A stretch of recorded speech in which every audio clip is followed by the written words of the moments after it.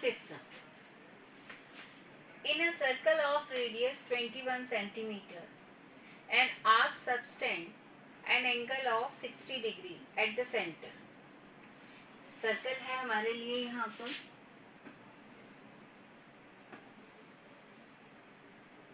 and this is the center point.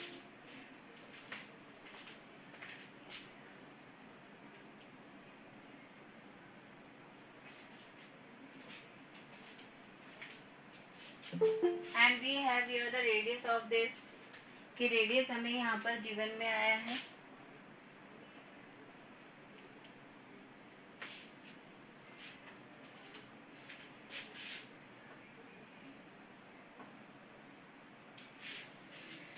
That radius value is 21 centimeter.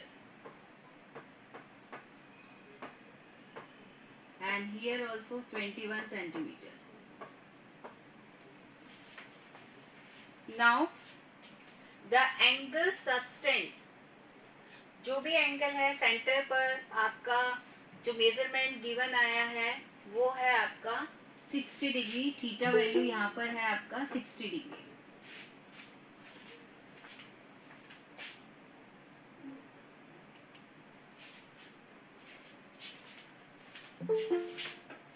Exercise 12.2, sum number 5.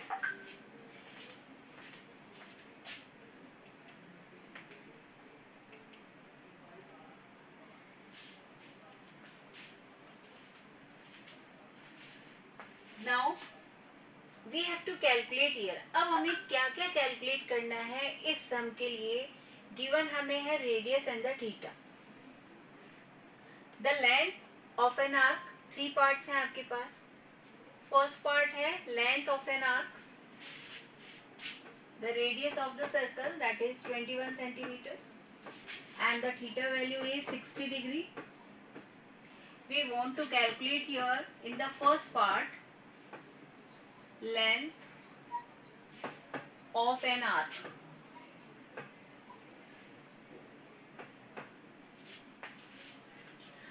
अब length of an arc के लिए हमने ये formula पहले ही discuss कर लिया है. क्या फॉर्मूला होगा, क्योंकि लेंथ रिलेटेड होता है आपका सर्कमफ्रेंस से, तो यहाँ पर जो हम फॉर्मेट देंगे अकॉर्डिंग टू सर्कमफ्रेंस देना है हमें. चेंज क्या होना है, multiply with 2πr.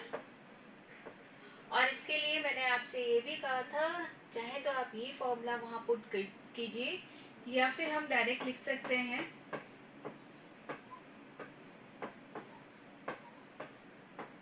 Okay,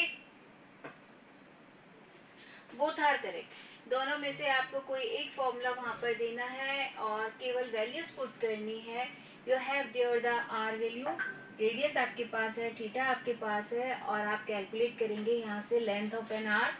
last में जो भी आपका आंसर आएगा, in that answer you have to mention there the unit also in the centimetre, because radius आपको गिवन में आया है in the centimetre, so we have to write in the answer also centimetre. तो ये first था इसका part, जिसमें बहुत इजीली हमने कैलकुलेशन वर्क यहाँ पर अकॉर्डिंग टू फॉर्मूला लिखा है. Okay, now the next one, second part. In the second one, we have to calculate here area of the sector formed by an arc. कि आपको यहाँ पर जो सेक्टर मिलता है वो सेक्टर के लिए मैंने डेफिनेशन भी आपको बताया था, बिटवीन 2 रेडियाई एंड आर्क. जो भी आपका वहाँ पर ये 2 रेडियस है और ये आर्क है, इसके बिटवीन का जो भी रीजन है दैट इज द सेक्टर. तो सेक्टर होता है, ठीक है. तो लैंग्वेज से कंफ्यूज मत होइए, वो यही कह रहा है कि जो सेक्टर है वो किससे रिलेटेड है, कहाँ से बन रहा है, आर्क से. तो यहाँ पर सिंपल आपको फॉर्मूला पुट करना है एरिया ऑफ सेक्टर के लिए.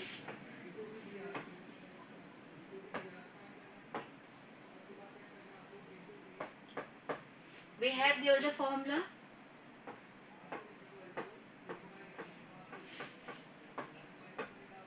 Now in this we have the other theta and the r value. Pi value you know about this, 22/7. If that value is already written in your sum 3.14, तो आप केवल वही use करें. 22/7 वहाँ पर fraction format use नहीं करेंगे.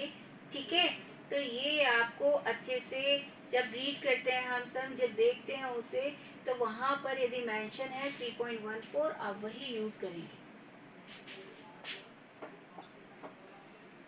Now at the last, in this, at the last, you have to write here the unit also with the answer, कि आपका जो भी यहाँ पर आंसर कैलकुलेट होगा after putting the values of theta, pi and the are.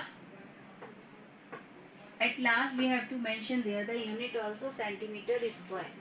जहाँ यदि किसी भी बच्चे को कैलकुलेशन में प्रॉब्लम आती है, ठीक है, तो आप मुझे सेपरेट मैसेज करके भी वो प्रॉब्लम अपनी क्लियर करवा सकते हैं. ठीक है, लेकिन ये नहीं है कि मैम इसका तो हमारा आंसर नहीं मैच हो रहा, ये नहीं हो रहा. वो रिप्लाई मेरे पास आना चाहिए.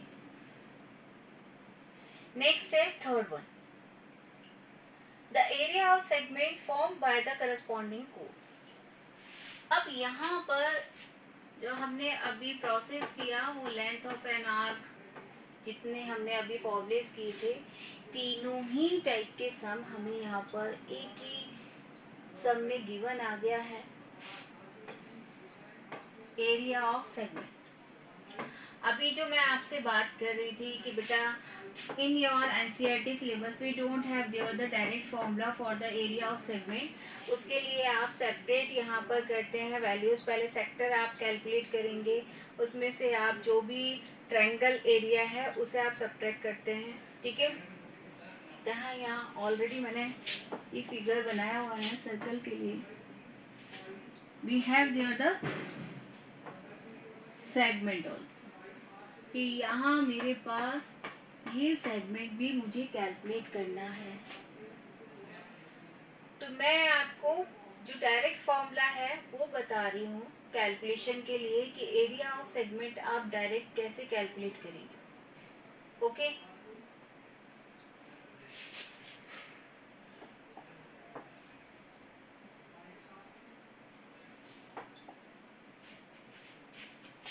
Theta upon 360 degree pi R square minus half R square sine theta.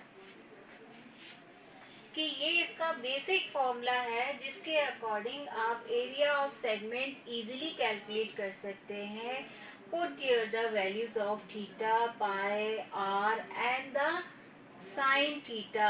अब ट्रिग्नोमेट्री हमने सीख लिया है, एंगल्स वैल्यू हमने कैलकुलेट करना वहां पर सीख लिया था. Then if we have there the sine 60 degree, then easily we can put there the value of that. क्या होगा sine 60 degree? Tell me about this. Sine 60 degree if we have there,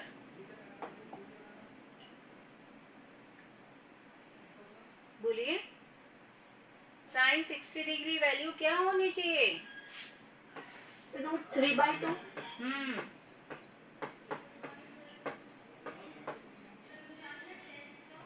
ठीक है, अब इसे किस तरीके से शॉर्ट करके, रिड्यूस करके आप कैलकुलेशन कर सकते हैं, वो थोड़ा सा कैलकुलेशन पार्ट मैं यहाँ पर आपको एक्सप्लेन कर रही हूँ. In this we have to put here the theta value first, and first I will take here r square as the common factor between of them. r square is the common one, कि r square यहाँ पर common है, तो मैं बार बार यहाँ पर उनकी values को पुट करना नहीं चाहूंगी. Then I will take there the common factor between them, कि r square मैंने यहाँ से कॉमन ले लिया, और थीटा हमारे पास है 60 degree, 360 degree. Pi value is 22/7 minus 1/2 sine 60 degree. Okay, now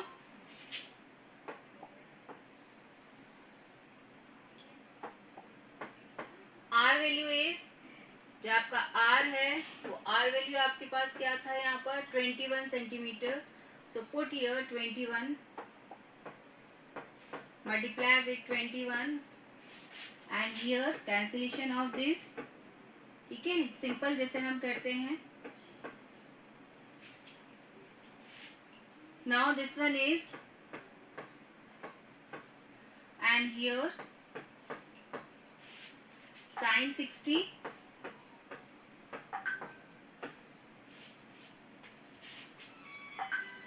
अब ये जो √3 है, ठीक है, अब √3 तो नहीं चाहिए हमें भाई, तो यहाँ पर इसका डेसिमल वैल्यू देंगे. तो √3 क्या होगा,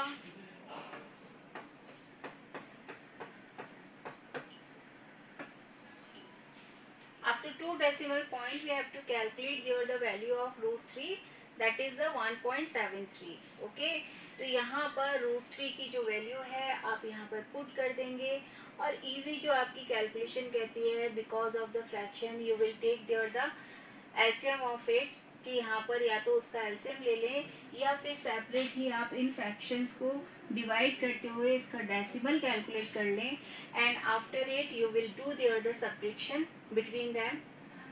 ठीक है, और उसके बाद आप 21 स्क्वायर से उसे मल्टीप्लाई कर दें. तो ये फॉर्मेट था आपका एरिया ऑफ सेगमेंट के लिए, कि जहां आप डायरेक्ट फॉर्मूला यूज कर सकते हैं और वो फॉर्मूला आपका मैंने यहाँ पर लिख दिया है कि आप ये फॉर्मूला अच्छे से देख लें. ठीक है,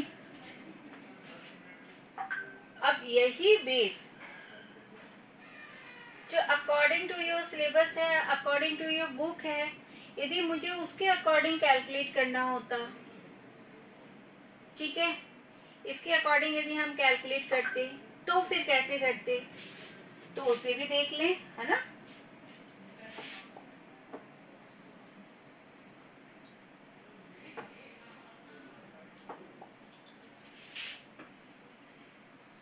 सर्कल है, ये सेंटर पॉइंट था, this one is 21 centimetre, 21 centimetre, this one is theta.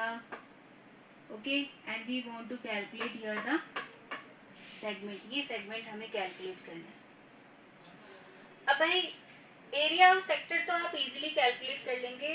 In that I want only the theta and the radius, वो तो हमारा कैलकुलेशन हो जाएगा.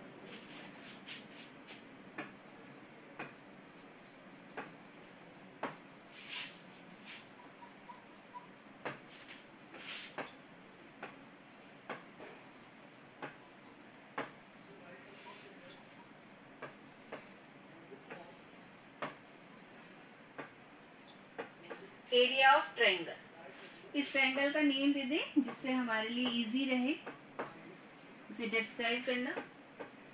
तो यहाँ हमने दिया AOP. अब एरिया ऑफ सेक्टर तो हमने कहा आपके लिए इजी है क्योंकि वहां पर थीटा और रेडियस ही पुट करना है.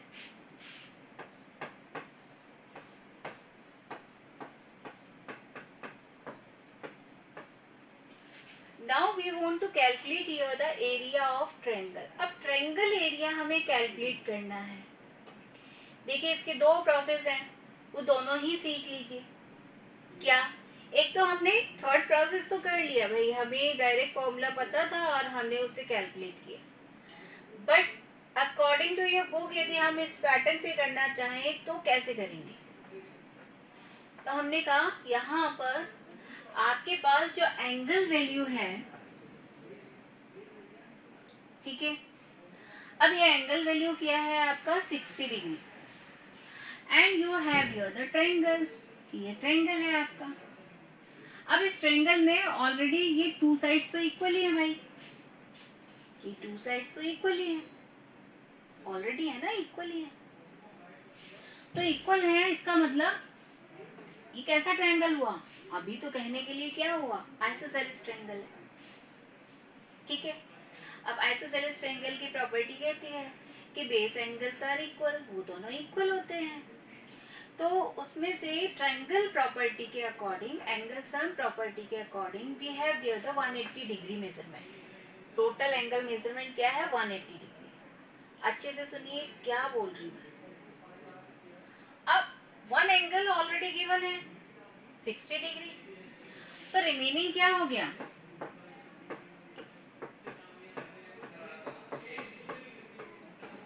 120।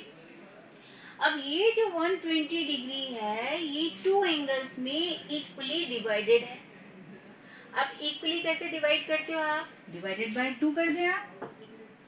तो यहाँ पर जो ईच एंगल वैल्यू है वो ईच एंगल वैल्यू आपके पास क्या आ जाएगा 60 एंड 60।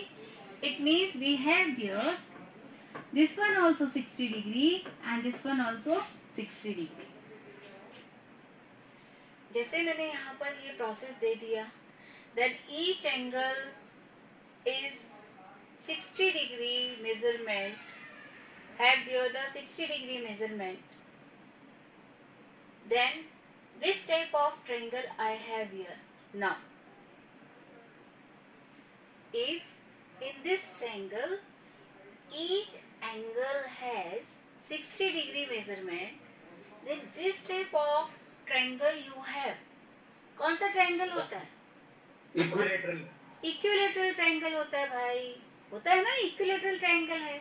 और इक्विलेटरल ट्रायंगल की प्रॉपर्टी आपसे क्या कहती है, each angle and the side all are equal, कि वो आपके क्या होते हैं, ईच एंगल इक्वल होगा और जो उसकी साइड मेजरमेंट है वो भी क्या होंगी, इक्वल होंगी। तो यहाँ एंगल्स तो हमने कैलकुलेट कर लिए।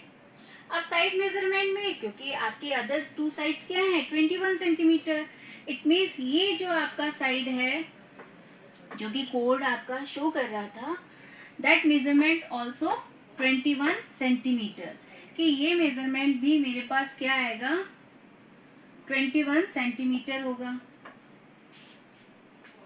ठीक है ना, आ गई साइड, आ गई हमारे पास ट्रायंगल की। अब क्या करें, क्या हमें ऐसा कोई फॉर्मूला पता है डायरेक्ट कि इक्विलेटरल ट्रायंगल है हमारे पास और हमें उसका एरिया कैलकुलेट करना है? Can I put your the direct formula for it, कि मुझे वो इक्विलेटरल का डायरेक्ट फॉर्मूला कहीं ना कहीं पता है, तो क्या मैं उसे पुट कर सकती हूँ? Yes ma'am. हाँ तो बताइए बेटा। 2/3/4 साइड स्क्वायर। Yes good. कि यहाँ पर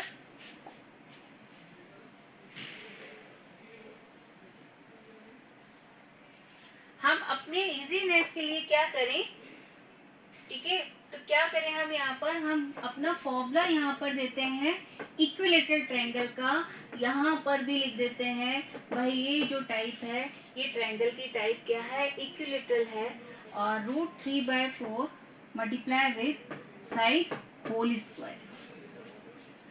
now I have here the side value, की साइड वैल्यू हमारे पास आ गया है 21 सेंटीमीटर, वो साइड वैल्यू है। केवल आपको अब यहाँ पर साइड पुट करना है √3, ऑलरेडी मैंने आपको मेंशन करवा दिया है कि √3 = 1.73 आपका ये कैलकुलेशन होगा। ठीक है, डेसिमल जो इसका वैल्यू कैलकुलेट होता है with the long division method, तो वहां पर उसका क्या आएगा वैल्यू 1.73, इसमें आप पुट कर दीजिए और आपका यहाँ पर कैलकुलेट क्या हो जाएगा, एरिया ऑफ सेगमेंट। ये एक प्रोसेस तब था जब हमारे पास यहाँ पर जो थीटा वैल्यू है वो क्या है अपनी 60 डिग्री। अब बाई चांस वो 60 ना हो, ठीक है ना, जरूरी थोड़ा ना 60 हो, 60 है तो हम वो इक्विलेटरल ट्रायंगल में चेंज कर सकते हैं, we can do that. But यदि 60 ना हुई, 90 डिग्री ना हुई, क्योंकि 90 डिग्री होता तो राइट एंगल ट्रायंगल होता, half into base into height, आप वहां पर एरिया ऑफ ट्रायंगल पुट करते। बट यदि अदर टाइप का थीटा वैल्यू आपके पास आता है तो फिर कैलकुलेशन कैसे करेंगे, वो मेथड आपको आना जरूरी है, वो आपको सीखना है। ठीक है, तो वो मेथड मैं यहाँ पर आपको विद द ट्रायंगल, इसी ट्रायंगल को ले रहे हैं, अभी मैंने इसे इक्विलेटरल के अकॉर्डिंग चेंज किया था। बट यदि इसका ही कोई इस टाइप से थीटा वैल्यू आ जाए जहाँ पर कि आप इक्विलेटरल में चेंज ना कर पाए, 90 डिग्री ना हो, तो फिर क्या किया जाएगा, तो यहाँ सेपरेट आपको वो ट्रायंगल ड्रॉ कर देती हूँ जिससे कि मैं उसे इजीली आपको क्लियर कर पाऊँ।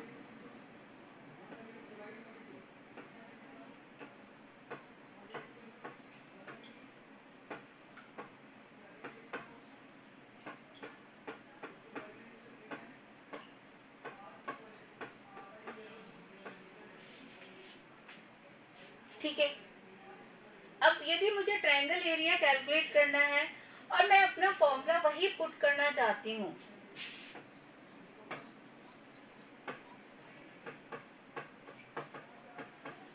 कौन से फॉर्मूले की बात कर रहे हैं हम, half into base into height, ये फॉर्मूला हम यहाँ पर पुट करना चाहते हैं। तो भाई जो इस ट्रायंगल का बेस है वो बेस तो क्या है, A B,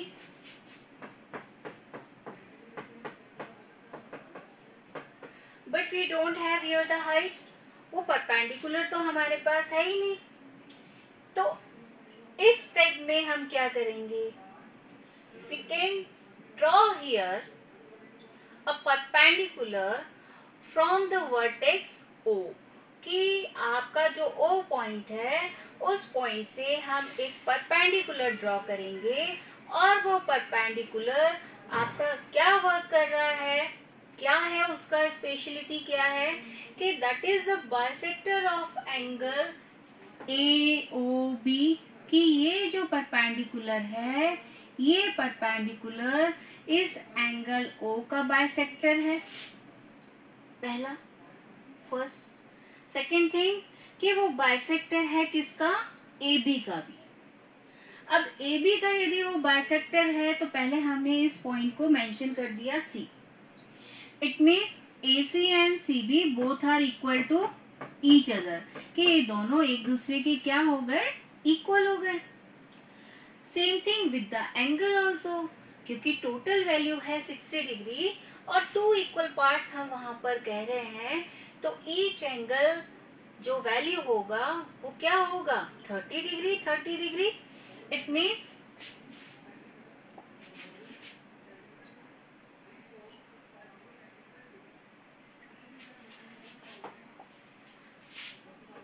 this angle measurement is 30 degree and this one also 30 degree and both parts are equal, कि दोनों ही पार्ट्स आपके क्या होंगे, इक्वल ही होंगे।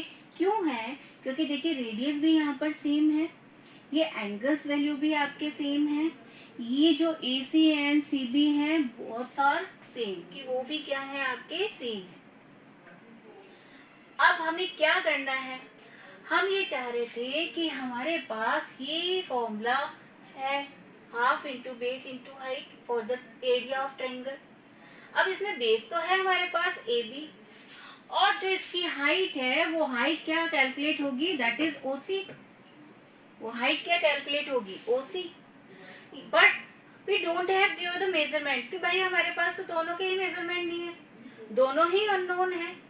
अननोन है तो फिर हम इसे कैसे कैलकुलेट करें, कैसे हम अपना इस ट्रायंगल का बेस और हाइट कैलकुलेट करके लेकर आए, तो उसके लिए हम क्या फॉर्मेट यूज कर रहे हैं, in this we have to take there the trigonometric relations, कि जो आपने according to the angles trigonometric relation सीखे थे वो रिलेशन अब हम यहाँ पर यूज कर रहे हैं, और यूज करके हम यहाँ पर ट्रायंगल का क्या कैलकुलेट करेंगे, बेस एंड द हाइट। उसे अच्छे से सीखिए, नहीं आए तो पूछ लीजिएगा, ठीक है। कैसे कर रहे हैं, हमने एक प्रोसेस बताया था क्या ट्रिग्नोमेट्री में, कि whenever you have the right angle triangle, कि वहां पर राइट एंगल ट्रायंगल होना तो कंपलसरी है, यहाँ पर भी राइट एंगल ट्रायंगल है हमारे पास। तो राइट एंगल ट्रायंगल के लिए क्या प्रॉपर्टी हमने यूज की थी ट्रिग्नोमेट्री की, if we have here acute angle theta, क्योंकि यहाँ पर ये जो राइट एंगल है तो अदर टू एंगल्स क्या होंगे, एक्यूट एंगल ही होंगे। तो acute angle theta if I will put here,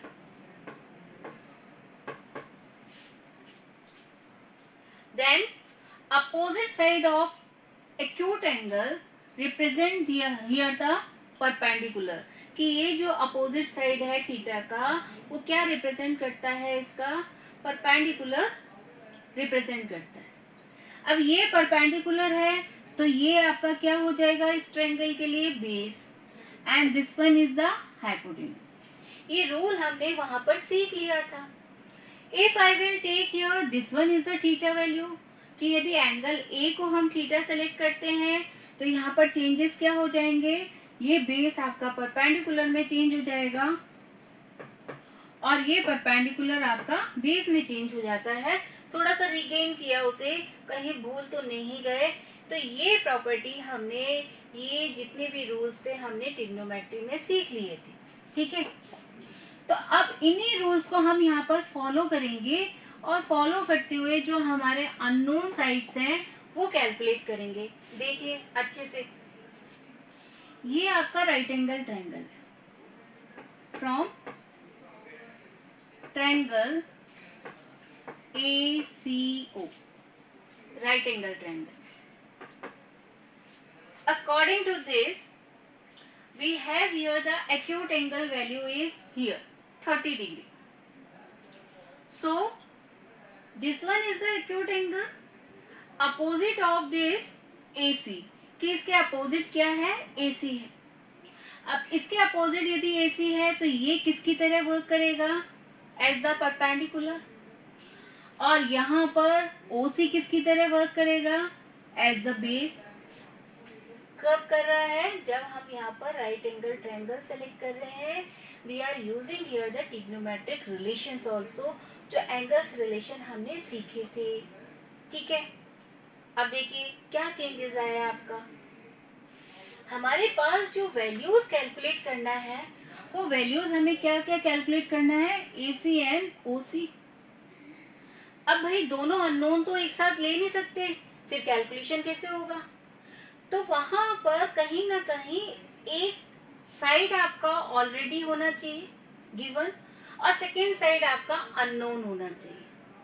तो यहाँ पर जो नोन है आपके पास वो नोन है AO, ये आपका नोन है क्योंकि ये रेडियस था उस सर्कल के लिए, तो ये नोन है आपका AO।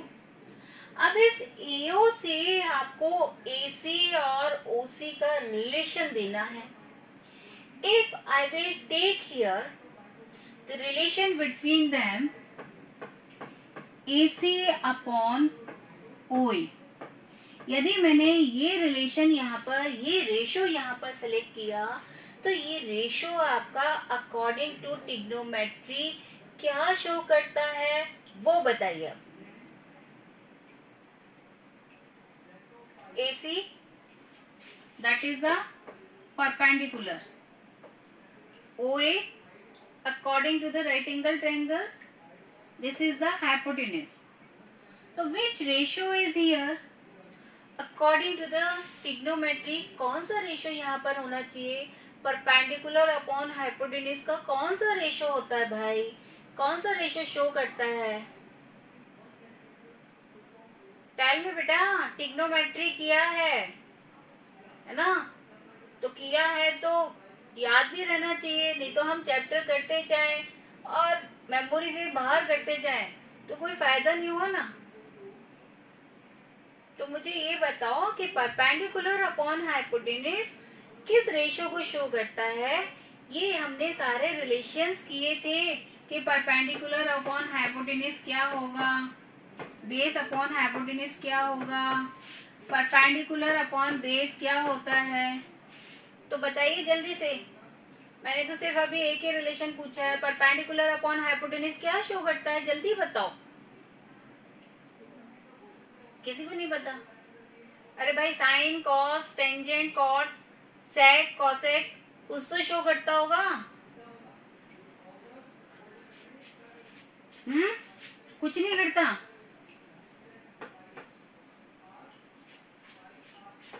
करता है या नहीं? परपेंडिकुलर अपॉन हाइपोटेन्यूज क्या साइन थीटा होता है कि मैंने अपने आप अपने मन से लिखा है, ऐसा है क्या?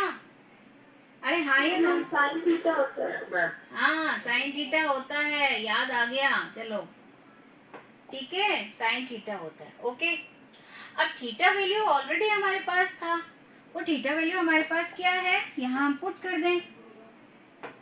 वो थीटा वैल्यू हमारा क्या है यहाँ पर, क्या है यहाँ पर एक्यूट एंगल क्या है गिवन 30 डिग्री, इसलिए हमने है ना वहां पर, इसलिए हमने क्या रेफर कर दिया साइन 30 डिग्री।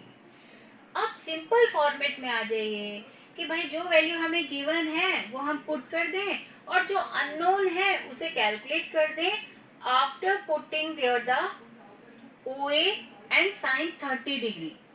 अब आप ही बच्चे बताएंगे मुझे कि ये जो साइन 30 डिग्री है ना वो वैल्यू क्या होना चाहिए,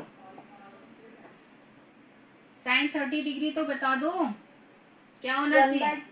हाँ हाँ बोलो, 1/2, 1/2। ओके, तो यहाँ से हम अपना AC कैलकुलेट करेंगे after the cross multiplication of this, कि यहाँ से आप AC कैलकुलेट कर लीजिए।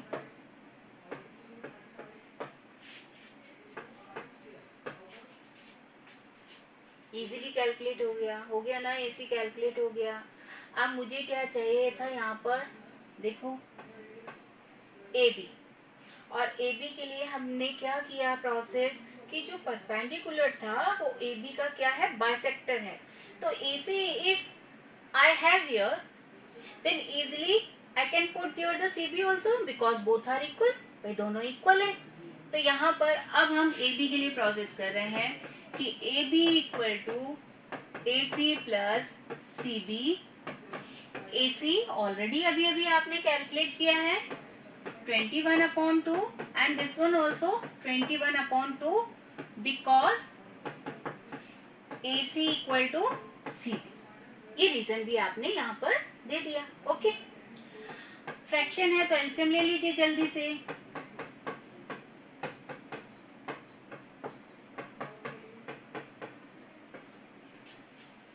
Now the AB value is 21 centimetre की ये जो ट्रायंगल का बेस था वो हमारे पास यहाँ पर कैलकुलेट हो गया है। ओके, इस तरीके से क्लियर हो गया। यहाँ पर AB कैसे कैलकुलेट किया according to the trigonometric ratios, कैसे लिया हमने एंगल्स वैल्यू पुट करते हुए, ये यहाँ तक क्लियर है जिससे कि हम परपेंडिकुलर फिल लें। That is clear for you this calculation, yes और नो? Yes, ma'am. ओके, अब नेक्स्ट हमें करना है फॉर द परपेंडिकुलर OC का भी कॉम्बिनेशन आप हाइपोटेन्यूज से ले सकते हैं, और AB आपका AB कैलकुलेट हो गया है। It means you have given the AC value कि AC भी आपका कैलकुलेट हो गया है। तो यहाँ पर आप